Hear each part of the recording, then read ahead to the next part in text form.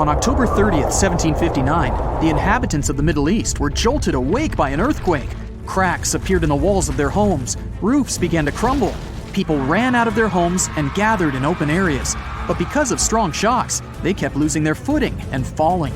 A month later, there was another earthquake, but it turned out to be even stronger. Trees broke, houses collapsed, deep cracks appeared in the ground. The disaster lasted for 2 minutes. Oases, roads, and cities were destroyed.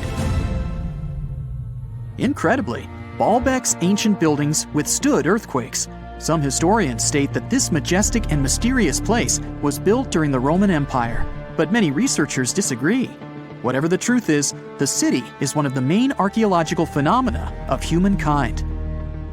The most amazing building of Baalbek is the Temple of Jupiter. The inhabitants of the Roman Empire believed that Jupiter held power over lightning and thunder. The building looked like a platform with 54 columns. A massive roof rested on these columns. Today, you can only see 6 70-foot-high columns. Each of them consists of 3 sections and resembles a pencil. The cores of these pencils were made of lead. This made the columns exceptionally strong. Each of these pieces of stone weighed an incredible 80 tons. That's the weight of 35 Ford Explorer SUVs. Look, this is the largest block in the Great Pyramid of Giza. But compared to the blocks from Baalbek, it doesn't even look that impressive. The foundation under the Temple of Jupiter was preserved. That's how specialists figured out it consisted of about 25 monolithic stones, weighing 450 tons each. It means that the blocks from Baalbek weigh almost 4 times more than the blocks from Egypt. There are 3 more enormous limestone blocks in the foundation. They weigh 800 tons each. This is more than twice the weight of a Boeing 747 plane. Ancient builders must have had a hard time carving such giants from a piece of stone. And after that, they also had to pull them to the construction site and lift them to a significant height. Repeating these logistics would probably turn out to be a nightmare for present-day builders. To do this amount of work, they would need modern equipment. But Baalbek's constructors didn't have trucks, cranes with circular saws, or electricity. How did the builders of the past manage to do this? Scientists have a theory that includes ropes, winches, and lever systems. Naturally, the engineers of the past made all the gadgets from wood. Around 3,000 feet away from the ruins of the temple complex, there's a quarry. Archaeologists suppose that's where the stones for the construction were cut. They found a block of limestone there. It seemed to be too large, even for this incredible place. The monolith got called the Stone of the South. It was 65 feet long and 13 feet wide. The ancient builders didn't have time to completely separate it from its mother rock. A group of scientists from Austria estimated that this piece of limestone weighed more than 1,000 tons. That's like 3 Boeing aircraft or 160 African elephants. There was another surprise awaiting the archaeologists near the Stone of the South.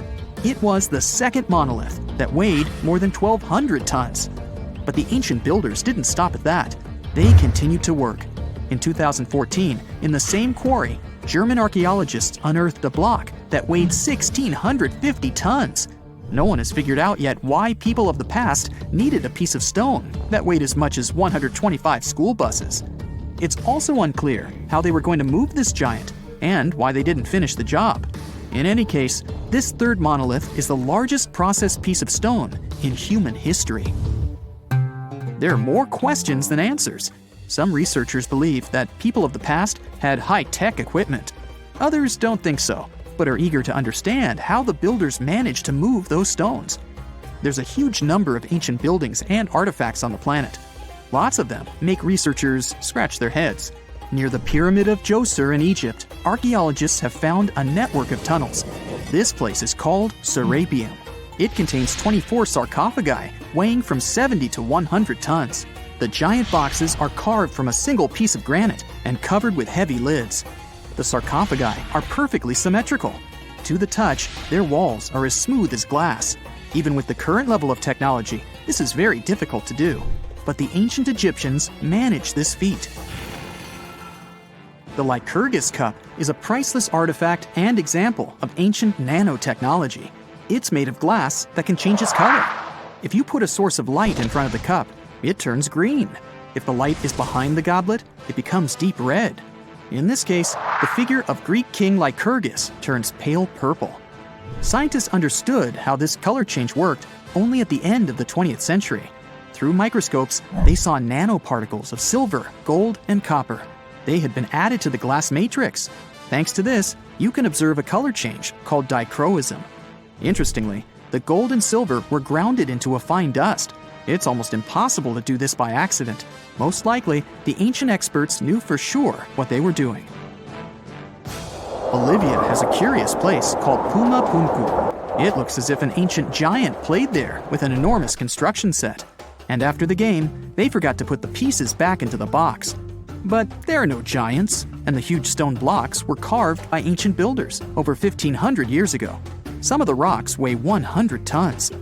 The blocks were brought to an altitude of almost 13,000 feet above sea level from the quarry 60 miles away from the construction site. There's no forest in that area. This means the builders couldn't use trees to make wooden rollers. The monument belongs to the Inca civilization. Scientists are sure they didn't know anything about wheels. In 1992, the inhabitants of a Chinese village decided to drain a pond. Their ancestors had been using it to wash clothes and catch fish for hundreds of years. They kept pumping the water out for 17 days. At the bottom of the reservoir, they made an unexpected discovery. The villagers saw an entrance to a cave going down to a depth of 100 feet. The incredible find was named the Longyu Caves. Unknown builders carved out 320,000 square feet of galleries. There are separate rooms, bridges, pools, and columns that support the ceiling. The walls of the cave are covered with strange carved lines and patterns. Scientists haven't found any information about who built the caves and why they did it. The construction technology also remains a mystery. Antonio Stradivari lived in Italy in the 18th century. He created musical instruments. More than 600 of his works have survived to this day. 500 of them are violins. One of the instruments was sold at auction for $16 million. The violins made by this master sound clear and deep. Researchers can't understand why Stradivarius instruments produce such unique sounds.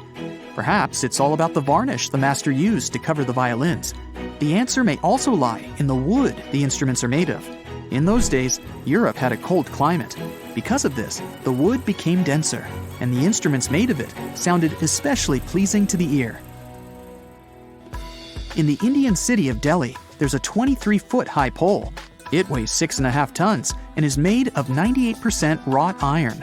The 1,600-year-old pillar has no signs of rust or decay. Scientists believe that the monument is so well preserved thanks to the dry weather and the chemical composition of the metal. It might be resistant to corrosion. And still, researchers don't know how the blacksmiths managed to make an iron pillar that's not afraid of rust. It seems like a tough feat, even for modern metallurgists. The Al-Nasla rock is divided into two parts by a perfectly straight slit. Each boulder stands on a small pedestal. Some people believe this is the evidence of ancient laser technology. But geologists think the split happened due to the ground shifting or natural vibrations that occurred under the rock. This process led to the appearance of the crack. It had been deepening for thousands of years, and gradually, the natural monument took the form you can see today. You know how it goes. As the years pass, common knowledge slips away faster than you can say, "What's that thingamajig for?" Just think, our grandkids will probably be scratching their heads over the buttons on our old school phones. So it's no wonder that some ancient artifacts have got us all stumped too. Take a look at this funky object. Any guesses on what it is? A musical instrument, a toy, or maybe something out of this world? Beats me, and even the experts have no exact answer. This little guy is a Roman dodecahedron, discovered by some amateur archaeologists near Lincoln, England. It's shaped like a fist and made of a mix of metals. Now, as for what this thingy was used for, that's the million-dollar question. Supposedly, these guys were all the rage back in the day in northern Gaul and Roman Germany. According to some ancient maps, similar dodecahedrons have turned up in Europe, Britain, and even along the maritime Silk Road in Southeast Asia. The plot thickens as more and more of these dodecahedrons pop up. Some had wax inside, leading scientists to think they were candle holders. Others think they might have been used for knitting gloves, since none have been found in warmer regions. There's even one found in Geneva with zodiac signs etched on it. sparking some woo-woo theories about fortune-telling. And now a fresh discovery has got everyone's head spinning. Could this be some kind of sacred tool for the Romans? Who knows? Maybe it's the first multi-tool ever, invented way before Swiss Army knives were a thing. Carved stone balls from Scotland are another historical mystery. They most likely date back to the late Neolithic period and come in various types, from sandstone to granite. They're all roughly the same size and have intricate, evenly spaced patterns of circular bosses or knobs. Most of these designs have 6 bosses, but the number can range from 3 to 160. Some of these balls are more skillfully crafted than others, and a few even have extra decorations. There are over 400 carved stone balls and mostly found in Scotland, although some have turned up in northern England and Ireland. These stone balls rarely show signs of damage or use, and there are no clues that would give away their function. Most experts think they weren't practical tools, but had some symbolic or social importance, probably a sign of power or prestige within their communities. The Folkton drums are the 3 stone cylinders from Neolithic Britain, discovered in the late 19th century in a burial mound in East Yorkshire. Nothing similar has been found anywhere else in the British Isles from any prehistoric period. Each drum is decorated with unique designs covering the sides and domed tops. The decorations are mostly geometric, arranged in panels with stylized human faces peeking out from 2 of the drums. Recent studies of the artifacts using new technologies show that the designs had been carved and recarved over time. A team of experts also analyzed the composition of the drums, and it turns out that they were made from local chalk. In the late Bronze Age in Europe, long before coins became common, finely crafted metal objects served as portable wealth and symbols of high status. Across Europe, archaeologists have found all sorts of artifacts, from gold adornments worn by elites to large bronze cauldrons used in feasts. Beautifully decorated gold rings discovered in Wales are among these items. They're known as lock rings and may have been used to hold hair. Now they're flattened after spending nearly 3,000 years underground. They used to have cone-shaped openings at each end. They were found at different times, but were likely worn as a pair and buried together in a single hoard. Other Roman artifacts made of the copper alloy were first catalogued as lunate pendants. But during a recent re-examination, experts found that these items were actually small mortar and pestle sets, known as cosmetic grinders. They were used to grind minerals for makeup and were specifically designed for applying liner and shadows to the eyes. They were mistaken for pendants because of suspension loops that allowed them to be carried on a cord. These cosmetic sets from the 1st century of the current era were unique to Britain. They prove the influence of imported cosmetics and beauty trends from the Mediterranean and Roman provinces, including Egypt. The Salsberg cube, also known as the wolf's egg iron, was discovered in the late 19th century in Austria. It doesn't really look like a cube, but is more like a rounded object with 2 flat sides. Down the middle, it has a groove, and the surface is covered with pits and craters. Workers accidentally found this artifact when they blew apart a piece of coal. The coal seam it came from is thought to be over 60 million years old. The Salsberg cube moved between museums, mysteriously vanished in the early 20th century, and then showed up again. Some researchers thought it must be a Victorian-era candlestick holder, but still, no one knows the true story of the cube or its current location. Archaeologists have unearthed an incredible historical find in Pakistan, an ancient sphinx estimated to be around 12,500 years old. The region where it was found was once a busy center of the ancient Indus Valley civilization. It had advanced urban planning, intricate art, and sophisticated drainage systems. The discovery of the ancient Sphinx is a good example of their progressive art. We all know of the Great Sphinx of Giza, but what was the significance of the Sphinx in the Indus Valley culture? Their Sphinx has designs and carvings that show scenes with their daily activities, which means it may have had a more complex role than a symbol of power or guardian. It could stand for a balance between humans and nature, or even a deity associated with agriculture. Arauca in Chile sits on the sandy dunes of the Atacama Desert, known as the driest desert in the world. Long before this coastal town was built in the 16th century, the Chinchorro people called this region their home. Archaeologists found hundreds of their mummies.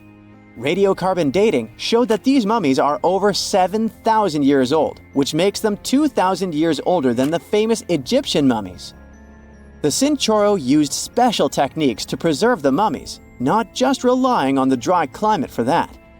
And unlike the Egyptians, they didn't just do it for the elite members of their society, but for everyone, no matter what age or status they had. The local people living in Arauca now are so used to finding mummies in their backyards that they don't feel weird about living among them. In the winter of 1850, a powerful storm with extra high tides hit the west coast of Orkney, Scotland.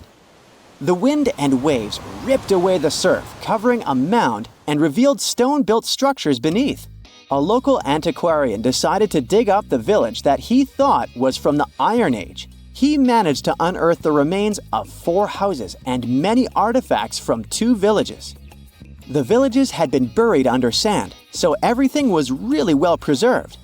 Carbon dating wasn't a thing back then yet, so it was tricky to tell the exact age of the villages.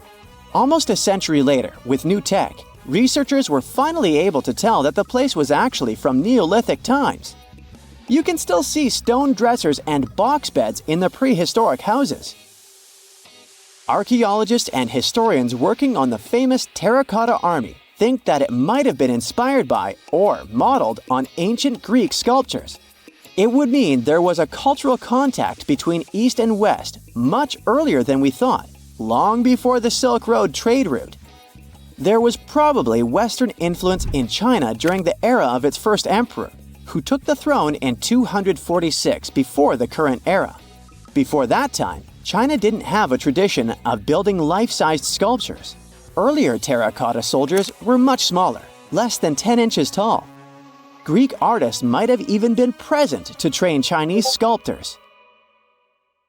In February 1961, 3 adventurous rock lovers were searching for geodes near Olancha, California. They took one of their findings home and studied it because it looked pretty unusual. They managed to cut through the matrix and discovered something unexpected inside.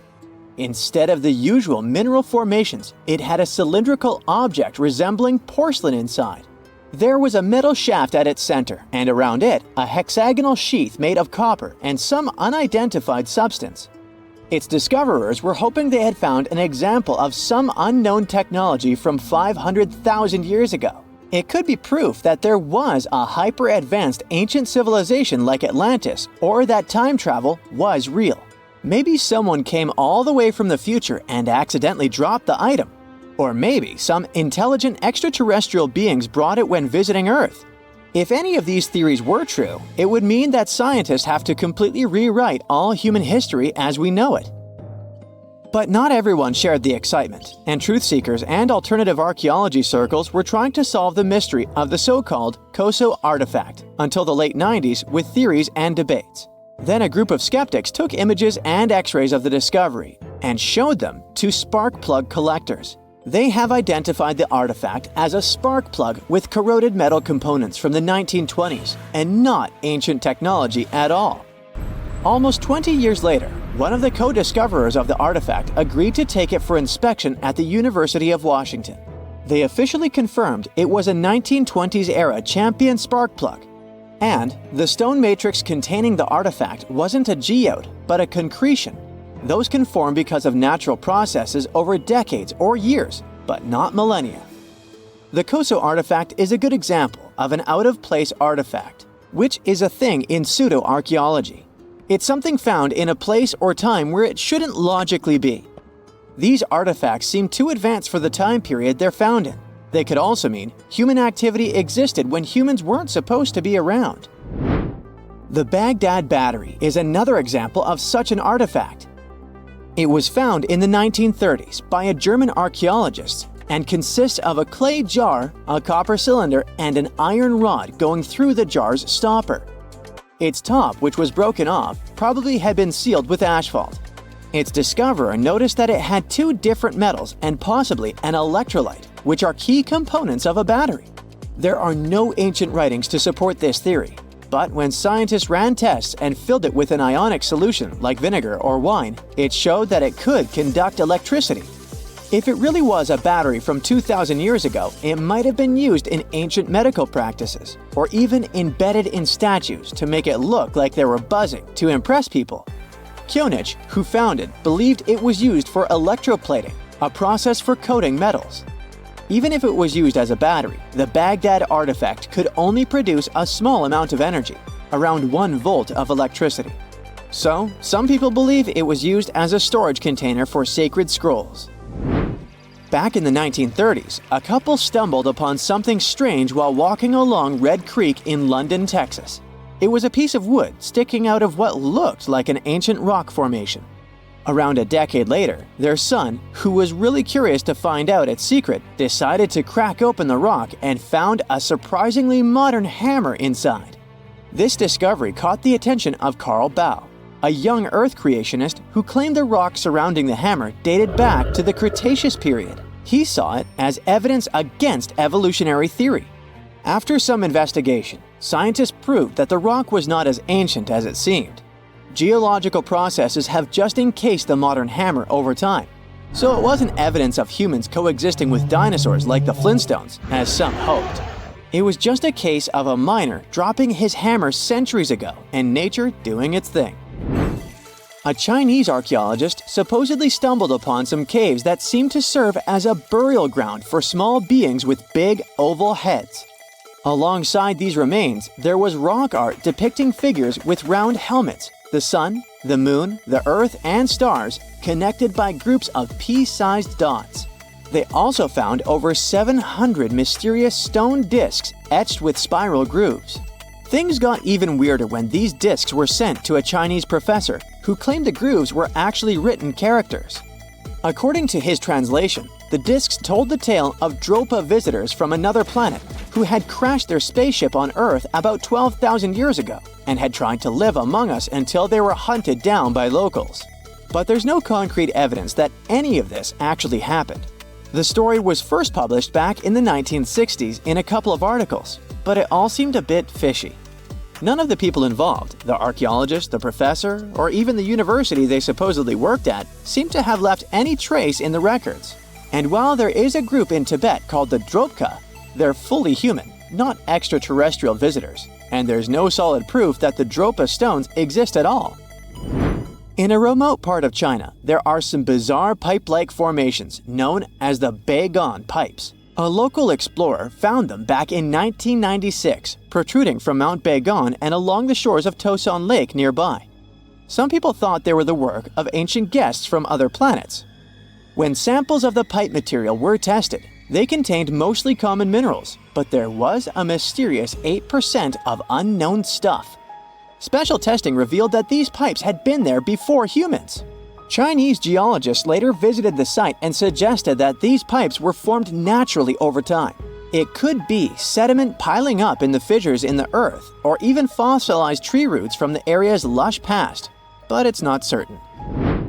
There's a mysterious terracotta head in Mexico with a hard-to-pronounce name, discovered back in the 1930s during a burial excavation.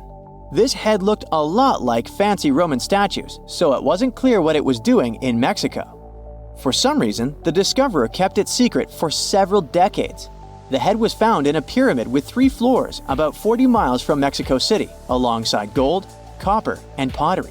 Some argue that if this head really is many centuries old, it could mean the Romans or some other civilization had made it to Mesoamerica before Columbus did. There are also drift voyage theories mentioning a shipwreck after which some artifacts and survivors made it ashore. Some suggest that this figurine head was a little souvenir brought over by the Vikings. But there's no solid archaeological proof of the Vikings meeting the folks in Mesoamerica. There are some artifacts floating around, but none of them have been stamped as undeniable evidence of pre-Columbian contact. So the mystery of how this head ended up where it did remains unsolved.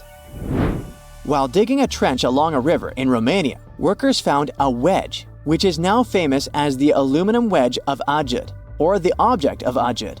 Right next to it, there were some mastodon bones. Those distant relatives of elephants lived 11,000 years ago, so the wedge is probably of the same age. The cool part is that it's made of aluminum, a metal not even discovered until the 1800s. This material requires serious heat to produce. The wedge is also covered in a thick layer of oxide that's been sitting there for hundreds of years. Some folks believe this wedge must have crash-landed here on a spacecraft from some other planet. Some scientists think it's all a hoax, and others suppose it might be a human-made object with an unknown purpose. Archaeologists have been studying Petra in Jordan for 200 years, and in 2024, they found something they had never seen before. It's a tomb with at least 12 complete human skeletons and artifacts that are over 2,000 years old right in front of the treasury. Bronze, iron, and ceramic items were placed with the deceased, which shows how people honored their loved ones when they passed away. It's a rare chance for scientists to learn more about the Nabateans, an ancient group of Arabian nomads who built Petra.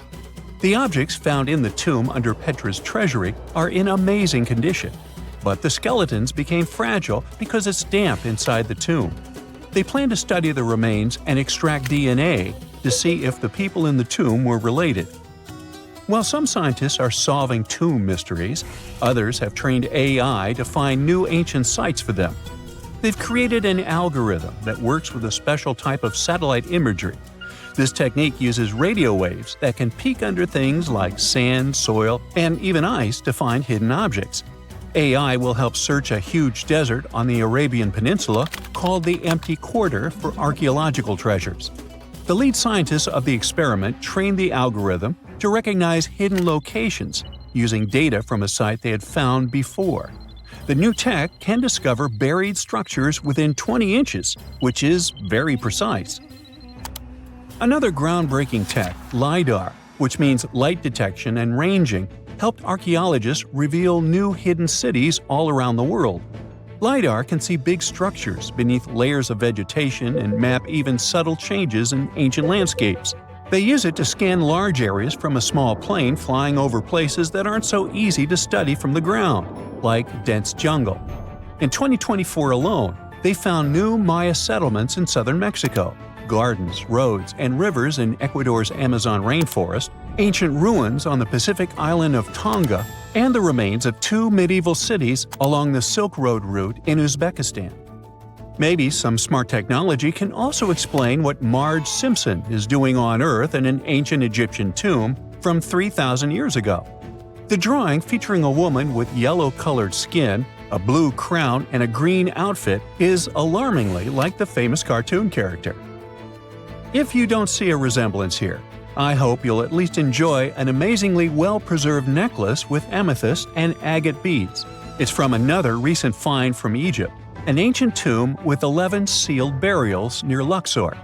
Archaeologists also found two copper mirrors, one with a lotus-shaped handle and the second with a unique design of the deity of the sky, women, fertility, and love in ancient Egypt. The hair of the figurine was originally made from almost 4,000 mud beads. Another awesome find from 2024 is an ancient Greek shrine with intact burials, a sarcophagus, and plenty of gold inside. They think it was built before the year 300 before the Common Era, and the marble lions, also found inside, were made from the same marble as the Parthenon in Athens. Greece is so full of ancient treasures that the city of Thessaloniki will house around 300,000 of those artifacts in their new subway system. Meanwhile, archaeologists in France have found a monument unlike any other, and they can't figure out what it was used for. It's direct proof that people used to live here between the Neolithic and the early Iron Age periods. The coolest part is a monument made of 3 unique shapes that fit together like puzzle pieces. Some gravel found in the monument could mean there used to be a wooden fence called a palisade. People who built it probably used it for protection or decoration. The team studied the layers of soil around the monument to learn more about its origins. The only tools found so far were sharp flint stones, not the cartoon characters, which were used during the Neolithic period. The next step will be radiocarbon dating to figure out exactly how old the site is. Now, the oldest saddle ever found so far was found in the grave of a woman near the edge of the Taklamakan Desert in northwest China. This saddle is the oldest ever discovered. It was crafted from pieces of leather that were sewn together and stuffed with straw and animal hair to make it soft. Now, normally, things made from natural materials like this don't last very long because they rot or fall apart. But the Taklamakan Desert is so dry that it helped preserve the artifact. The herdswoman who used the saddle was buried in her full riding attire, so this proves that not only men used saddles and took part in herding and traveling.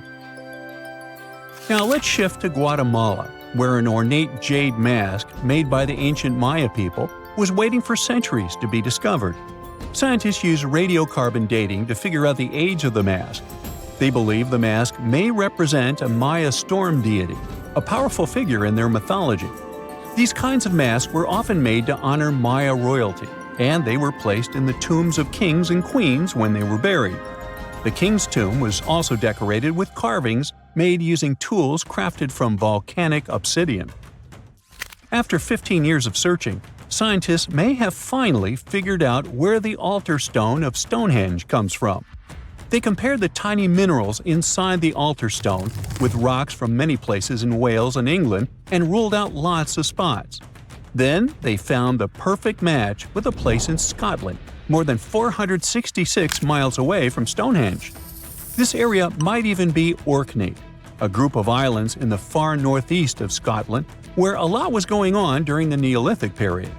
The big question now is how ancient people moved such a massive stone so far. The altar stone is over 16 feet long and weighs more than 6 tons. The new theory is that they might have used boats to carry it across the coastline and rivers. Once it was close to Stonehenge, they theoretically dragged it across the land using wooden sleds, ropes, and a lot of teamwork. Meanwhile, in the north of France, an ancient home popped to the surface during the construction of a new house. It turned out to be a luxury urban house for the elite from the 2nd century of the Common Era. The inside of the house was destroyed by a fire, but under the destroyed layer, there are beautiful real-size fresco paintings. Turkish archaeologists unearthed the arm and foot bones of elephants that lived around 9 million years ago. They also found fossils of early horses, giraffes, and even saber-toothed cats. They've already identified 43 distinct types of animals from this site and collected more than 4,000 fossils. One more cool find from Turkey is a 64,000-year-old workshop inside Incaja Cave. It looks like people used it for 24,000 years non-stop. There are some tools inside, like flakes and blades, which were made inside the workshop. In eastern Turkey, a farmer accidentally found a 1,000-square-foot mosaic from the late Roman or early Byzantine period just beneath the dirt. Experts say it's a one-of-a-kind thing from this region, and it's still in one piece after all this time. The pattern shows dozens of trees, plants, and animals that were found in ancient Turkey. There could be more treasures in the area, so they plan to keep digging. Our final stop will be in Sicily, where archaeologists uncovered a huge ancient thermal complex. Inside, they found 2 rooms with floors covered in colorful mosaic designs, along with a large courtyard surrounded by arched wings. As they kept digging, they discovered more parts of the ancient city. They found new roads and the remains of a huge complex, along with stretches of old stone walls that were part of the city's fortifications. These discoveries are helping scientists imagine what the city might have looked like during ancient times. No one knows for sure whether the bathhouse was built by the Greeks or the Romans, since both civilizations lived in Sicily long ago. In the northeast of Thailand, a family of enormous stone whales swim through a forest. These aren't real whales, of course. They're actually a part of a 75-million-year-old rock formation. A long time ago, this part of Thailand was just a desert. The movements of the Earth's crust pushed sandstone up to create these fascinating mountains. Reachable by anyone willing to spend a day hiking up the network of trails, this landmark is becoming increasingly popular with tourists. Once you reach the back of one of the whales and look down on the endless sea of green below, you'll know why. On these hikes, you'll find waterfalls, a wide variety of exotic plants and animals, and from the very top, you can even look straight across to the neighboring country of Laos. Their shapes look just like whales swimming together. No wonder this place is called Three Whale Rocks. What a way to see Thailand on the back of a giant stone whale. While digging in a Canadian mine in March 2011, a worker made a shocking discovery. They found a nearly perfectly preserved nodosaur specimen. This extinct dinosaur weighed in at around 3,000 pounds and grew to 18 feet. Despite being over 110 million years old, the nodosaur was so well preserved that you can clearly see the heavy body armor and scaly skin that covered it. It took almost an entire year of painstaking work to uncover the incredible find. The fossil was finally unveiled in a Canadian museum in 2017. Unexpectedly, analysis of the skin showed shading that the nodosaur may have been capable of camouflage, like modern-day geckos and moths. This is in addition to the spines and scales that already make it a walking tank. Still being studied today, this nodosaur could go down as one of the most important fossils discovered in a long time. Its detail could help us to uncover even more of the mysteries of the past. The Voynich manuscript is the world's most mysterious document. Since its discovery in 1912, the manuscript has been a complete mystery to everyone that comes across it. It is heavily illustrated with strange pictures of alien plants, unknown objects, and the zodiac symbols. But the most interesting aspect of it is the writing.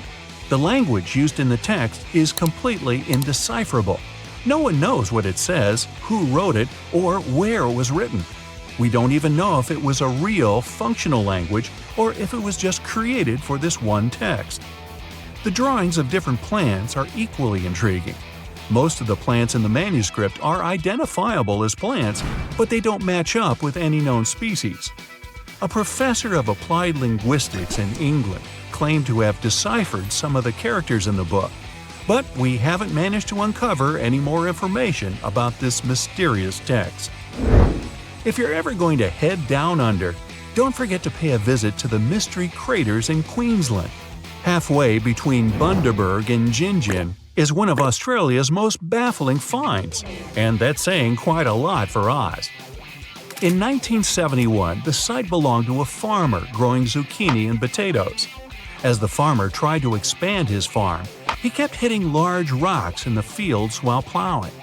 When he took a closer look at the rocks in his way, he found marine fossils and some strange craters. The farmer passed his finds on to geology professors, who set out to research the formations. When the geologists began digging around the area, they uncovered a huge layer of sandstone and ochre stain that was completely covered with craters. There were 35 craters in total, and the layer of rock is estimated to be around 25 million years old. The scientists studying this mystery believe that hot springs, former ocean activity, and meteors are the prime suspects behind the craters. And I'd like to know about the characters who named those towns Bundaberg and Gingin. What fun names! Now, the Antikythera mechanism is an ancient computer of sorts that's still baffling scientists with its extraordinary design. Around 2,000 years ago, a Greek ship sank off the coast of the island of Antikythera. The wreckage was discovered in 1900, and divers salvaged some of its ancient artifacts. When archaeologists started sorting out the discoveries from the wreckage, they came across an object that didn't seem to fit with anything else. The wreckage was ancient, but they found an incredible device that seemed far too technologically advanced. The machine functioned as a calculator, allowing its user to follow time, the movement of stars, eclipses, moon phases, and even countdowns to events like the Olympics with amazing precision. This level of technology is almost impossible to explain coming from an ancient Greek wreckage. No mechanism would come close to the machine until the 14th century, when geared clocks began to be built in Europe. How was the device, created so long ago, 1,400 years before its time. Could the sinking of the Antikythera and the loss of the calculator have held the development of technology back by hundreds of years? Meanwhile, the Caucasus Mountains near the Black Sea are one of the few areas of Europe that haven't experienced much human impact, even though most white-skinned people in the world are referred to as Caucasians. Despite this, archaeologists have found many ancient megalithic structures in the area. The house-like structures, known as dolmens, contain jewelry, bronze tools, and assorted pottery. Archaeologists don't know who built them, why they built them, or what their true purpose is. The stones were either two stones held together by a large stone as a roof, or smaller stones stacked as walls with a hole only on one side. There have even been stone plugs found that to seal whatever is inside. What's even stranger about these stone formations is that they aren't just found in the Caucasus. They're found all over the planet, in Australia, South Korea, Colombia, Africa, and even France. Their purpose is unknown, so all scientists can do is speculate. The discovery of the tomb of the first emperor of China in 1974 is well documented. Who could forget the finding of 8,000 terracotta warriors protecting the entrance? Most of the statues are warriors, each with their own unique facial expressions. There are even full-size terracotta horses and chariots too, just for extra protection. What isn't well known is that some areas of the tomb haven't ever been entered yet. Archaeologists are very reluctant to open the site because the whole area is unstable. There might be something amazing inside, but no one wants to risk losing an amazing piece of history. Eventually, researchers will send tiny robots into the unopened tombs to give a better idea of what's inside. Until then, archaeologists have to wait a little bit longer for the secrets. In southern Costa Rica, people have discovered a collection of mysterious stone spheres. There are over 300 scattered around the landscape, and some are almost 7 feet across. No one knows their purpose or how they were produced. One thing we do know is the material they were made from: gabbro, a volcanic rock. Carving the stones into their perfect spherical shapes would have taken a lot of time and effort. Researchers think they might have been made by a now extinct group, using barely any tools. The best theory is that they used small stones to chisel away at the edges of boulders, before using sand to smooth the sides. Some think that they may have an astronomical purpose, or even used as markers to point the way towards something. But no one knows anymore. Their significance is lost with the civilization that created them. Off the southern tip of Japan, and 75 miles from Taiwan, lies the Yonaguni Formation. A local diver first noticed these formations in 1986 while searching for new dive sites to take tourists. Seeing the large steps that resembled a pyramid, he thought he discovered an underwater city. Some archaeologists believe that the structures could have been signs of a fabled Pacific civilization, like Atlantis, that vanished beneath the waves thousands of years ago. There are also reports of marks in the stone, suggesting quarry work. Some people even claim that there were faded images of humans and animals carved into the stone. None of this is backed with much evidence, though. Most experts believe that the formation is natural, and the symmetry of the rocks has been overstated. They are not as straight as reported, and it appears to be solid natural rock, rather than carved blocks.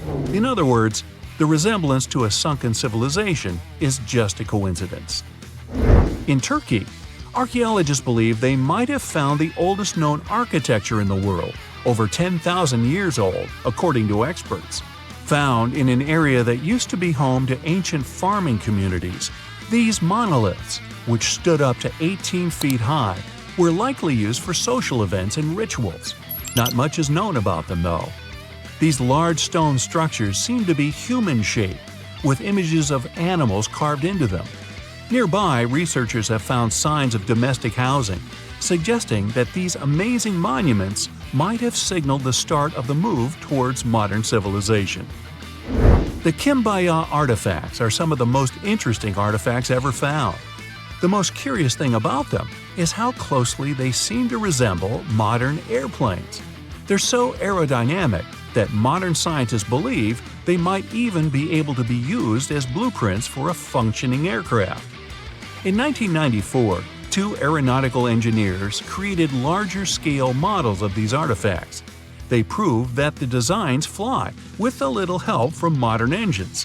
What's really astonishing is that these objects are possibly thousands of years older than the first airplane by the Wright brothers. Just another one of our world's fascinating mysteries. It's 1898, and you're taking part in excavations in Sakara. This place, not far away from Cairo, is full of ancient tombs and pyramids. You're in your Indiana Jones mood and hope to find something really phenomenal to become famous. Gold, manuscripts, treasure maps, mummies of famous pharaohs. Wait, a wooden bird? You're really disappointed as it looks like a regular toy. An old one, but still. Little do you know that years later, someone would propose that your bird was actually an ancient monoplane. So the artifact, nicknamed the Sakara bird, is made of a sycamore tree. The birdie has a wingspan of just 7 inches and weighs around 40 grams. A perfect original souvenir from Egypt, I would say. It's over 2,000 years old and looks pretty plain, without any carvings of feathers or other intricate ornaments. It has a beak and eyes though, which makes our find look like a hawk, the emblem of the deity Horus. Its tail is rather unusual as it's squared, looks weirdly upright, and it seems like the sunken part of it was the place for a now missing piece. Humans love solving a good mystery, so there have been several attempts to explain the use of the birdie. First, quite simply, is that it was a ceremonial object. The second idea is that it was a toy for a child from some well-off family. It could have been some sort of boomerang, which was a popular concept in ancient Egypt. Then there was a theory that the bird had been used as a weather vane. But this one has been debunked as the figure doesn't have any holes or markings, except for the one made at the museum in Cairo to fix the exhibit on a stick. So there was no way to hang it in the past. Almost a century after the bird was found, Egyptologist Dr. Khalil Masiha proposed a new theory that it could have been a model of a monoplane. He believed the bird was missing a horizontal tailplane. Otherwise, it had its wings set at a right angle, similar to that of modern planes. It could have worked to generate the aerodynamic lift necessary for flights. Dr. Masiha also claimed that it was common at that time to place miniature models of technological inventions in tombs. So, did the ancient Egyptians really invent the plane in 200 BCE? That would make the Wright brothers, who are considered the inventors of aviation, really upset. They made one of their first flights only in 1903. There's just one way to know for sure, and that is to test the model. But you know, the ancient museum in Cairo would unlikely let one of their cherished exhibits fly around like a toy. That's why glider designer Martin Gregory built a similar model, this time of balsa wood, and concluded that even with the missing tailplane, the plane wasn't much of a flyer. Case solved? Not really. This didn't sound convincing enough to the History Channel, so they invited an aerodynamics expert to build another replica of the bird. He tested it in weather conditions similar to those in Egypt and was impressed with the little plane's abilities. So, if they did invent the prototype of a plane back in the times of pharaohs, it would be a good example of an oupart. That's an out-of-place artifact, an object that's way ahead of its time in terms of technology or history. And the Sakara bird isn't the only example of such a revolutionary concept. In 1901, a group of divers retrieved the Antikythera mechanism from an underwater shipwreck near the Greek island of Antikythera. It's been dubbed the world's first analog computer, and it's currently dated around 100 BCE. The bronze mechanism could tell the position of the sun, moon, planets, and stars, as well as the lunar phase, the dates of upcoming solar eclipses, and even the speed at which the moon moves through the sky. No one's sure who used it and how or where it was made. But it's obvious that it's extremely precise and way too advanced for its time. The first flushing toilets in the world were invented in the middle of the 20th century. Just kidding. The ancient Minoans on the Mediterranean island of Crete and the Indus Valley civilization both came up with this brilliant invention at the same time, around 4,000 years ago. The plumbing and sanitation were so well done that no one managed to design anything better until 2,000 years later. One ancient Minoan lavatory was discovered at the Palace of Knossos.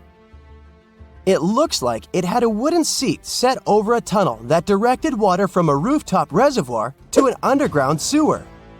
Other varieties got water from jugs.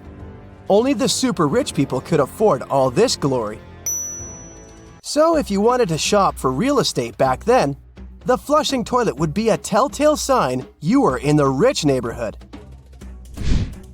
Automated doors became a cool, seemingly new invention back in 1931. But the technology behind them is actually much older. Think the 1st century CE old. Mathematician and engineer Heron of Alexandria came up with a hydraulic system to open and close temple doors. To bring it into action, you need to light a fire to produce heat. There was a brass pot under the fire, half filled with water. The inventor connected the brass pot to containers that acted as weights. When the fire was burning, the water moved into the containers. They went down and pulled the ropes. It was nothing like a supermarket door that opens in front of you before you even have time to think. Heron's door took hours to open, and there was no way to stop the process. That's why they only opened the doors once a day before people entered the temple, to add some mysticism at the temple during ceremonies. Spooky. Looks like the first ever battery was invented in Baghdad around 2,000 years ago. A German archaeologist found this oval-shaped clay jar in 1938. Scientists are still not sure what purpose it served and who exactly invented it. There is a theory that it was used for electroplating objects with precious metals. When they filled it with a weak acid like vinegar, the battery produced around 1 volt of electricity. Another theory says it was a vessel for sacred scrolls. Would you like to buy contact lenses designed by Leonardo da Vinci himself? In 1508, he invented a glass lens with a funnel on one side. You were supposed to wear it with water inside to improve your vision. Sounds a bit uncomfortable, doesn't it? So, around a century later, French scientist René Descartes decided to improve the idea and make the cornea contact the future lenses. Contacts because they contact your eyes, get it? The glass tube with liquid did help improve vision, but blinking was sadly impossible. 2.5 centuries later, new technologies in the glass industry let scientists design contacts that would fit in the eye and even let the wearer blink. Thanks, guys. Still, those lenses were made of heavy blown glass and didn't let the eye breathe. About 50 years later, contacts became plastic, lightweight, unbreakable, and scratch-resistant, but still covering the entire eye. And then, in 1948, an English optical technician accidentally sanded down a plastic lens and figured out they'd still be in place even if they covered only the cornea.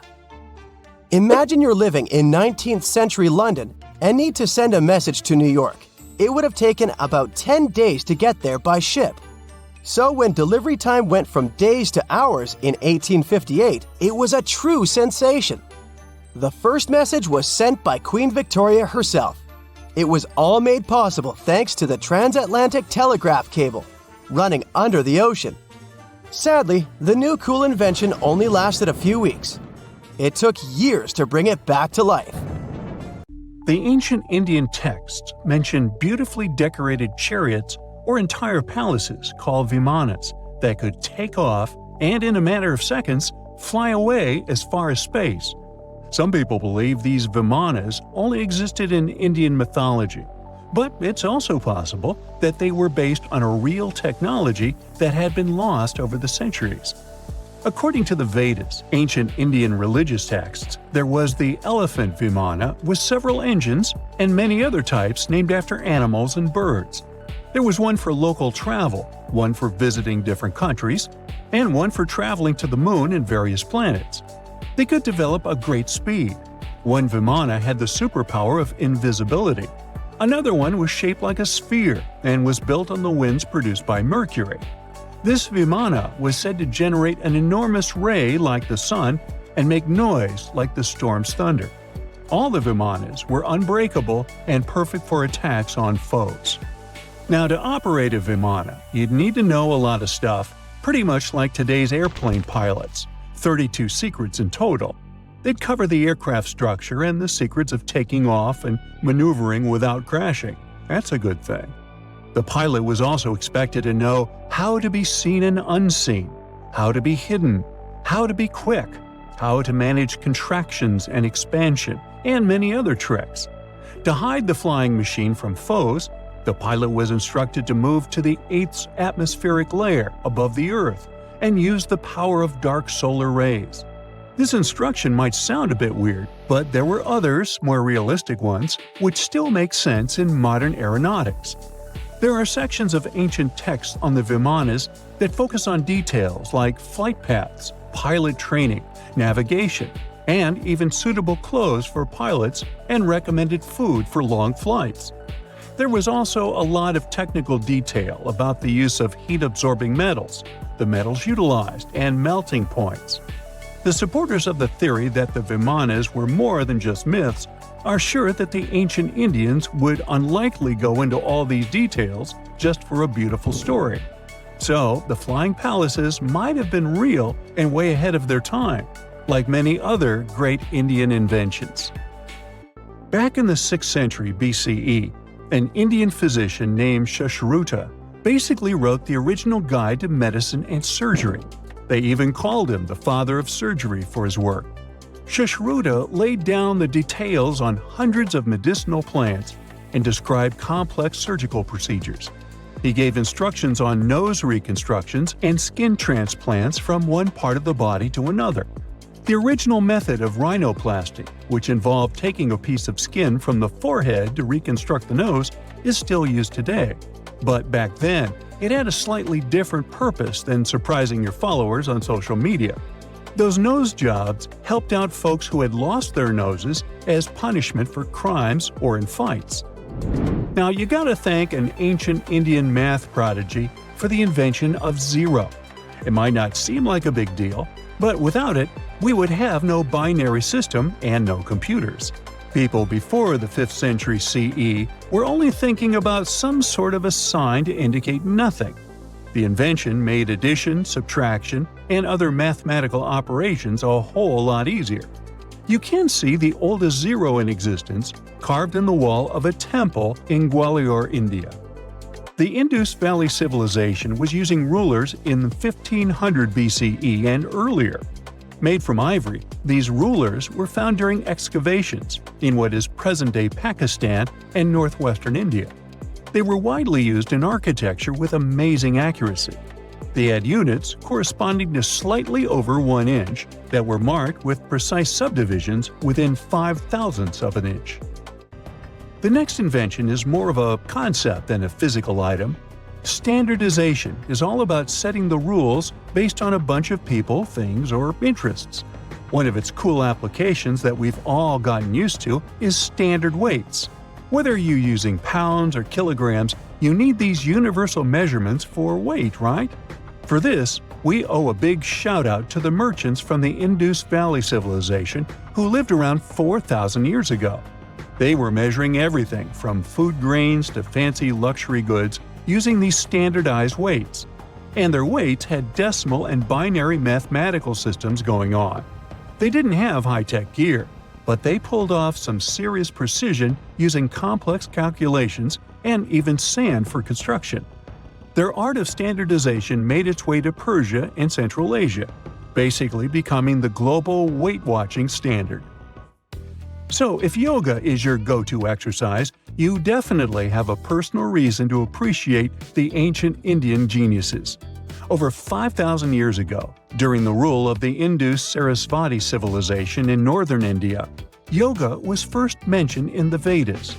Yoga was refined and shaped over the centuries until it grew into a massive teaching with over 200 sacred writings dedicated to this way of obtaining enlightenment. At the beginning of the current era, yoga got a new trajectory thanks to a Hindu writer who laid down a system of yoga in his text, the Yoga Sutras. It became a whole-body rejuvenation, a life-extending practice with poses that you are still doing on the mat today. Yoga has reached the Western world only in the 19th century, and it caught on like wildfire. Chess, the all-time top game for intellectuals, is also an Indian invention. Its ancestor was called Chaturanga, and it was a strategic board game that started gaining popularity around 3,000 years before the current era. This early Indian version of chess was played by 4 people, not 2, and had 64 squares. Each player had 8 pieces, ranging from pawns to kings, bishops to knights, and there was no standard 6-faced dice. They rolled with an oblong one. Players facing off were actually allies, forming 2 teams based on the direction they sat. Chess, that we know and love today, was first mentioned in ancient Indian literature in a legend. It said that the wife of a villain called Ravana had invented the game to amuse him. Now, the word shampoo comes from the Hindi word, which means to soothe or knead. The substance was invented in India in 1762 and was originally used for head massages, hence the name. The first shampoo was made of natural oils and herbs. British traders fell in love with the idea and brought it back with them to England.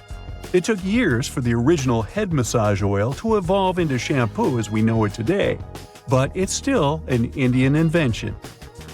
Unlike the ancient Greeks, who wore animal skins, the Indians started cultivating cotton back in the 5th and 4th centuries before the current era. They used cotton threads to produce fabrics that soon became a huge hit in the Mediterranean and beyond. Jute and wool also have their origins in India. Cashmere, the finest and most exclusive type of wool, actually comes from the Kashmir region of India. Buttons that sit proudly on that cashmere cardigan of yours also have ancient Indian origins. Some 5,000 years ago, the Indus Valley civilization started cutting seashells into geometric shapes with tiny holes in them. First, they were just decorations, but then people started using them to fasten clothes. Now, when you think about radio communication pioneers, Marconi's name usually steals the spotlight. He got a Nobel Prize in Physics in 1909 for his groundbreaking radio work. But there's an unsung hero in the radio waves game, and his name is Sir Jagdish Chandra Bose. He spilled the beans on radio communication way back in 1895. He shot an electromagnetic wave across 75 feet at the town hall in Calcutta, and it went through walls, rang a bell, and even set off some gunpowder. Marconi took a page from Bose's book, using his invention, the Mercury Coherer, as a blueprint for his own two-way radio. Bose didn't patent his genius creation, so he only got his credit a century later. In 1936, British Egyptologist Walter Bryan Emery found a small object in the desert that made people debate whether it was an elaborate stone model of a flying saucer or even a hyperdrive from a spaceship that belonged to some advanced civilization that visited the Earth. Emery spent years excavating sites along the Nile River Valley, especially in the huge ancient necropolis of Sakara. He found countless treasures from ancient Egypt, and the most bizarre one was definitely from the tomb of a high official, Sabu. Historians don't know exactly who he was for sure. Some sources say he was a king's son. His burial at Sakara means he was an important figure in the royal court. There are no records from this early period he lived in, so Sabu's role and fate are still a mystery. Inside his tomb, scientists found 7 funerary chambers, each filled with traditional grave goods, animal bones, flint tools, pottery, ivory objects, and stone bowls. And then there was a strange, broken artifact that became famous as the Disc of Sabu. It resembles a shallow, round-bottomed bowl, but with 3 delicately carved, curved lobes spaced roughly 120 degrees apart around its perimeter. These lobes are separated by 3 holes, and at the center, there's a thin tube. The material used to build the disc is metasiltstone, or schist. This type of rock is fragile, highly porous, and super difficult to carve. It flakes easily and crumbles under pressure. So how they made the disc out of it with rather simple stone and copper tools from 3000 BCE is still a mystery. The next big question is why they decided to bury Sabu with it. Perhaps if we knew its true purpose, it would make more sense. When it was first discovered, archaeologists thought it was nothing more than a vase, an incense burner, or a ceremonial decoration. But those who took a closer look from the point of view of an engineer decided it could actually be a component of a larger mechanism. An amateur historian made an exact copy of the artifact with a 3D printer, and it turned out that the Disc of Sabu was an ancient impeller, a crucial part of a centrifugal pump. When they put it in a housing and span at high speeds using the small central shaft, the disc was able to displace water. When it was tested without a housing, the disc created a powerful vortex. It became clear that the curved lobes and slightly concave shape of the disc weren't random. It was probably all engineered to move water with remarkable efficiency, like a powerful pump mechanism. Ancient Egypt's entire civilization depended on irrigation. Later dynasties perfected basin irrigation and managed to control the rise and fall of the Nile to take the most from agriculture.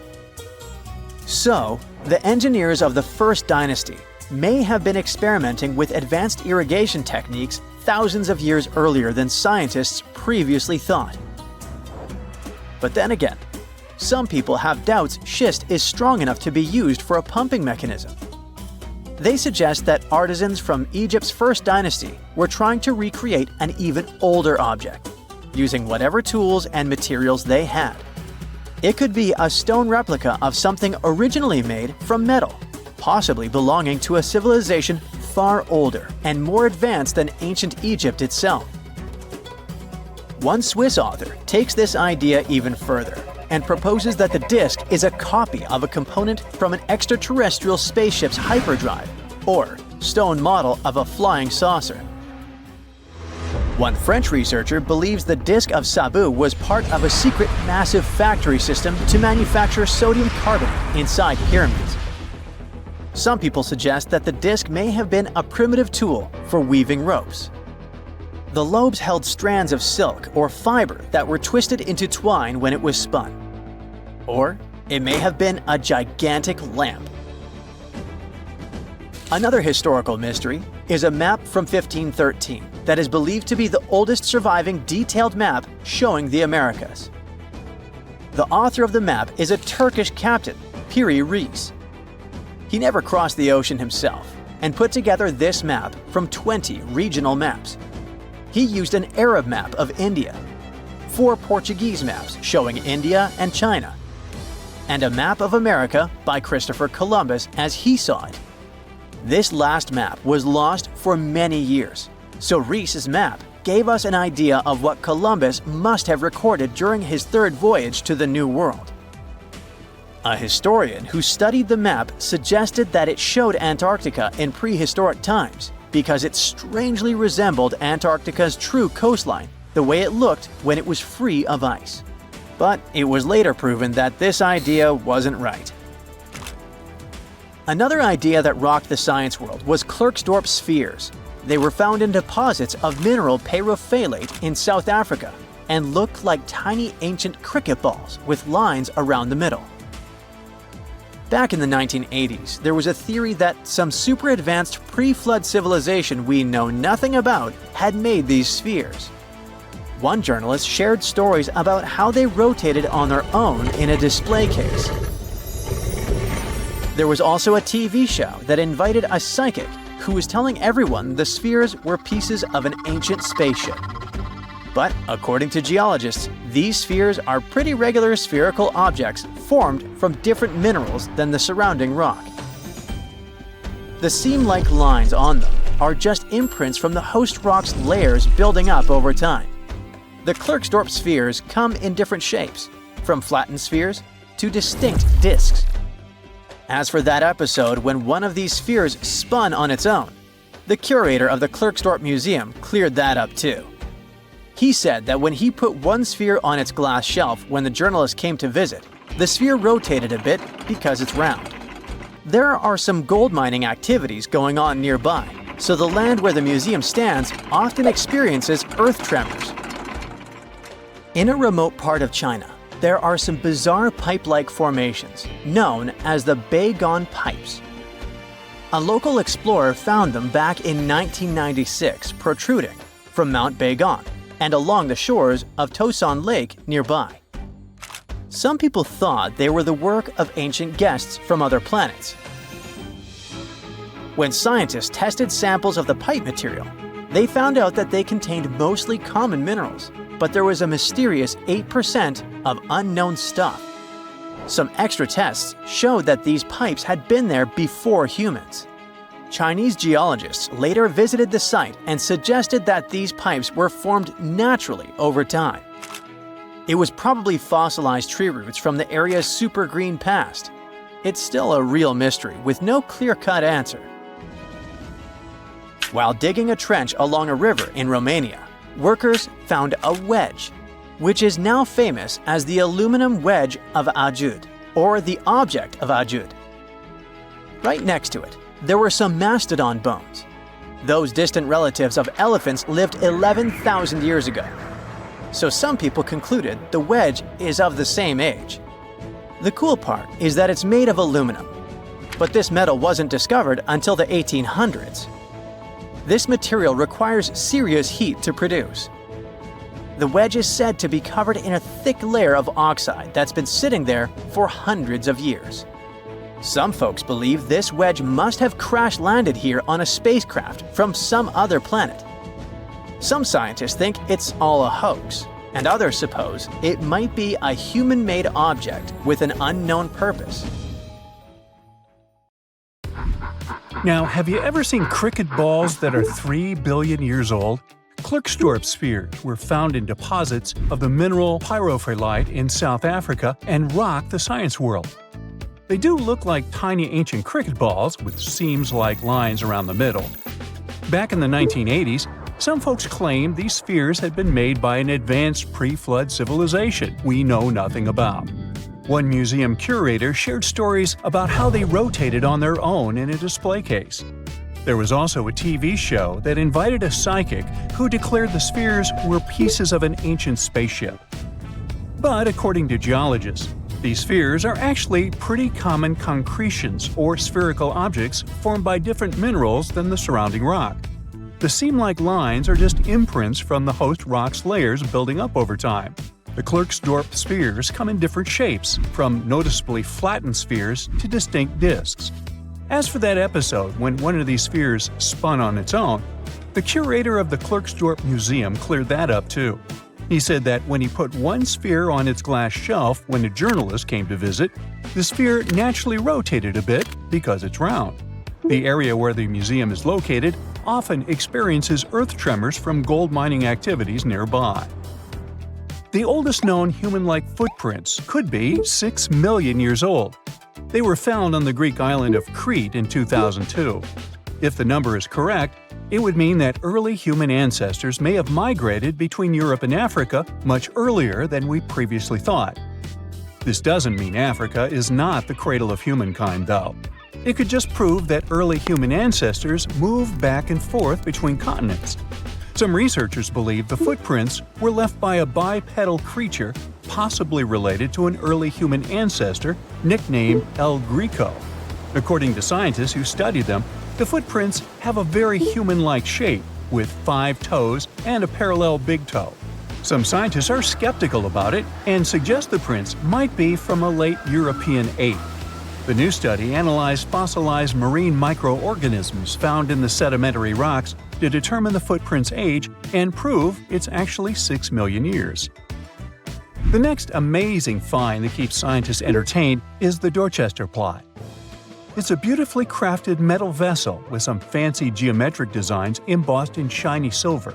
The pot was discovered in, who could have thought, Dorchester in 1852 under quite unusual circumstances. During a powerful blast, the pot broke into 2 pieces. Scientists believe it was originally embedded within a rock or boulder known as pudding stone. The rock from which the Dorchester pot emerged is dated to be around 500 million years old, so it could mean the pot itself is also that old. The current and less exciting theory suggests that the Dorchester pot is a Victorian-era candlestick holder. Such things were really trending back then, so it's not a surprise to find such fancy household item from that time. The Dorchester pot falls into the category of ooparts, or out-of-place artifacts. Those are objects that seem too advanced for the time period they're supposedly from.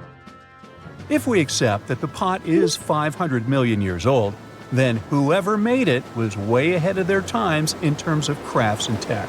One extra mystery is that the pot has an engraving of a plant that most likely disappeared from Earth over 100,000 years ago. Sounds like good proof the pot is really extra old. Now, it looks like the oldest map in Europe is a stone from 4,000 years ago.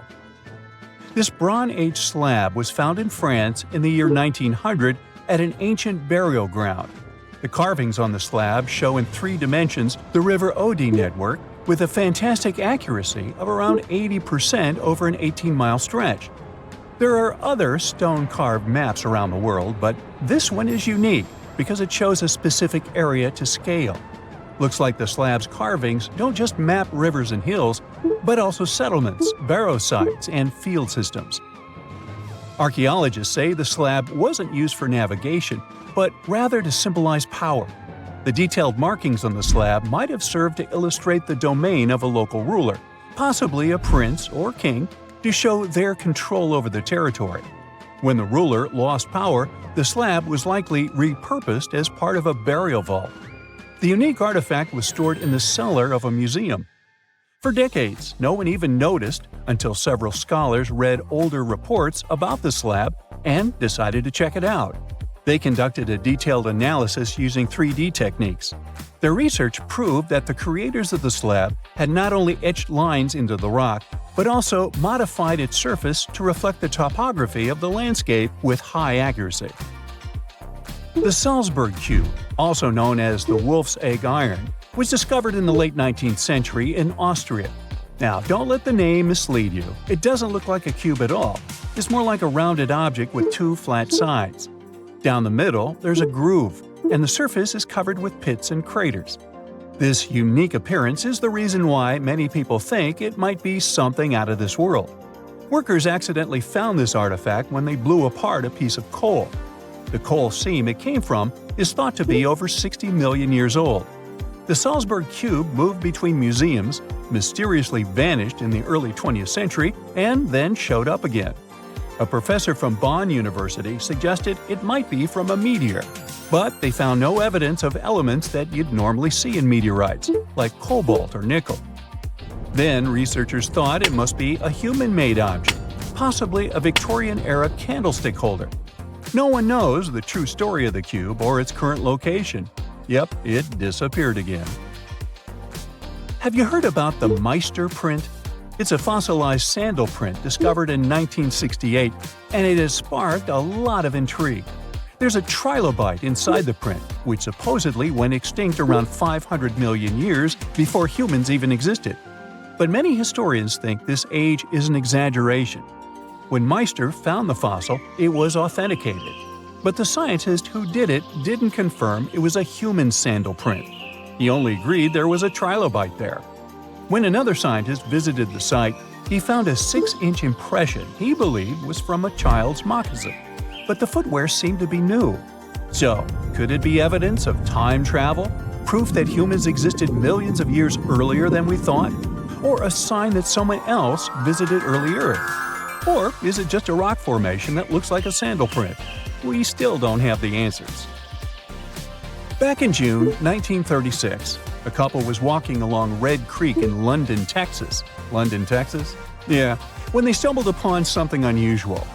It was a piece of wood sticking out of what seemed to be an ancient rock formation. About 10 years later, their curious son decided to crack open the rock to see what was inside. And he saw a hammer, which looked surprisingly modern. Then, one unique finds enthusiast decided that the rock encasing the hammer was from the Cretaceous period. This would mean that someone dropped a 19th century hammer while dinosaurs like Triceratops were still roaming the earth. So, if this hammer was truly from the Cretaceous period, then the whole evolutionary theory would be wrong. And if the hammer was modern, it would mean the Cretaceous rock formation it came from was much younger than we thought. But the real answer was much simpler. The hammer was indeed modern, and geological processes had encased it in rock. Minerals can harden around an object in a relatively short time. So the hammer was probably dropped by a miner a century or so ago, and the rock formed around it afterward. And no, it wasn't a Victorian-era candlestick holder either.